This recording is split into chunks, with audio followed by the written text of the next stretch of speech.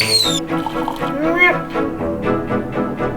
everybody, and welcome back to my opera channel. I am finally back with another opera synopsis for you guys. And this week, a staple in the Italian repertoire, and in general, a must-see opera. Madama Butterfly by Giacomo Puccini. In 1904, it premiered in La Scala. Audiences really didn't like it, but Puccini made some adjustments, and it has become one of the world's most performed operas of all time. Okay, I am working really hard on not making spoilers for you guys, so I'm not going to tell you anything about the story and just get right into it. But I do think you all know how this is going to end. Act 1. Backdrop, Nagasaki, Japan.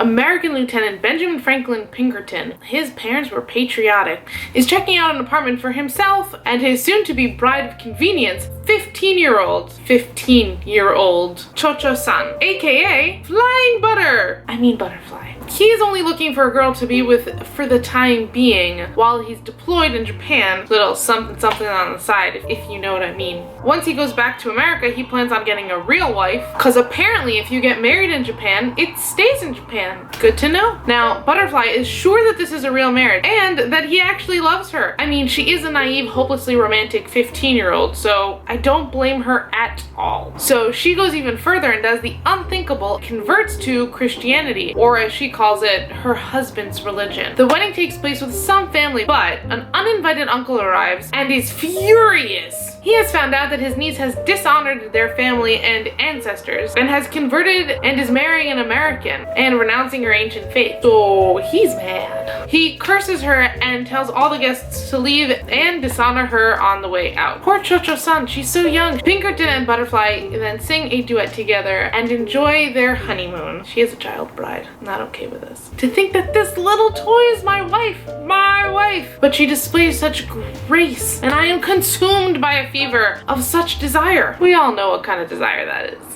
End of Act 1. Before I move on to Act 2, can you guess what musical is based on this opera? Comment down below. Act 2. We jump 3 years later. Pinkerton has left Japan very shortly after the wedding and never returned. Suzuki, not the car, Butterfly's one and only friend and maid, is praying to the Buddha that Butterfly stops crying, because she has been for the last 3 years. Butterfly still believes that Pinkerton is going to return. She also claims that praying to the gods of Japan isn't going to do much because they're fat and lazy, unlike the American god, who is strong and wonderful, but probably just doesn't know to look into Japan when there's someone praying over there because he's all the way in America. Suzuki is trying to diplomatically tell Butterfly that she doesn't believe that Pinkerton is ever going to come back, because who has ever heard of a foreign husband who returns? Shut up, or I will kill you. Butterfly is so set on believing he's going to return. That last morning that he was here, he told me specifically, "Oh, Butterfly, my dear little wife,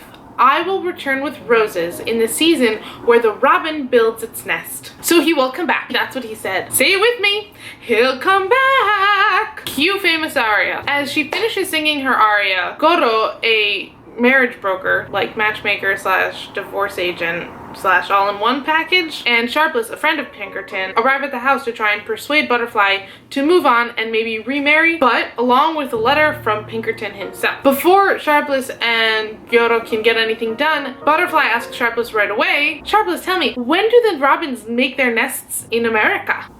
"Why? My husband promised to return in that happy season where the robin builds its nest again. Here, it's done so 3 times. But it may be that over there it doesn't nest as often." Poor Butterfly. Quick pause. According to Japan, Cho-Cho-san is divorced. She needs to find a new husband. But she is following the American law where she would need to sign a paper in order to get divorced, which she obviously won't do because she is still in love with Pinkerton and hopes that he loves her too. She is only 18 at the moment. Clarification. Okay, now back to the story. So Sharpless is trying to read a letter that Pinkerton has written asking him to break some news to Butterfly. But Butterfly is just so happy to hear words that Pinkerton has written that she is not absorbing anything that is being said, and she actually never lets him finish reading the letter. All she understands is that Pinkerton will be returning very soon, soon being tomorrow. She then asks Sharpless to write back to Pinkerton, telling him how she just can't wait for him to meet his son. What do you mean? Wait, what? Son? Did she just say son? Sharpless then asks if he is actually really Pinkerton's son. Excuse me, one sec. She has been obsessed with this guy for the last 3 years, won't remarry. The child has blue eyes and blonde hair and doesn't look Japanese even in the slightest. And you're asking if he is really Pinkerton's son? Yes, he is. Sharpless realizes with this information that he cannot break the news to Butterfly and just says, he will see you tomorrow. Okay. Butterfly is so excited she asks Suzuki to decorate the entire house with flowers again and to dress her in her wedding robe, because that's not creepy. When do you think he'll arrive, Suzuki? In 1 hour? 2 hours? 30 minutes? I think a bit longer than that. Butterfly stays up all night with her son on her lap, waiting for Pinkerton to arrive. End of Act 2. Before I get into Act 3, any guesses what the news is? Alright, you'll find out soon enough. Act 3. Suzuki wakes up to find that Butterfly has finally gone to sleep. Pinkerton and Sharpless have arrived at the house, and the only reason they actually have come is because Pinkerton and his new American wife, Kate, yep, you guessed it, he went off and married someone else.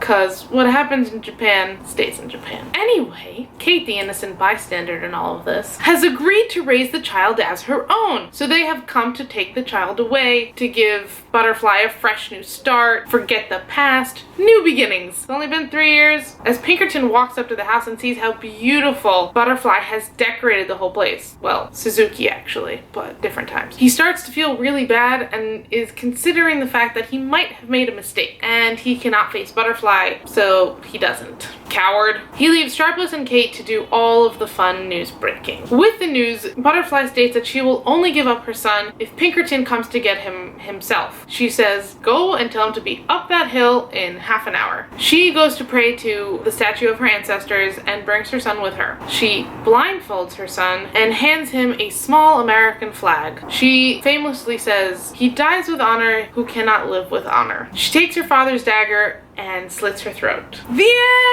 end! That's all, folks. Thank you so much for watching. I hope you enjoyed this opera synopsis. I will be back next week with a new video for you guys. Tell me what else you would like me to summarize. I love doing these. I just need ideas of what you guys want to see. You can also follow me on Facebook, Twitter, and Instagram. They're all down there. I have linked many different links to listen down in this description box below. Please go check them out. Come back, share the joy. I will see you all next week. And until then, have a great week, and don't forget to go see an opera. Oh, right, and when you're there, send me a pic, you know? Ow, I just hit myself in the face.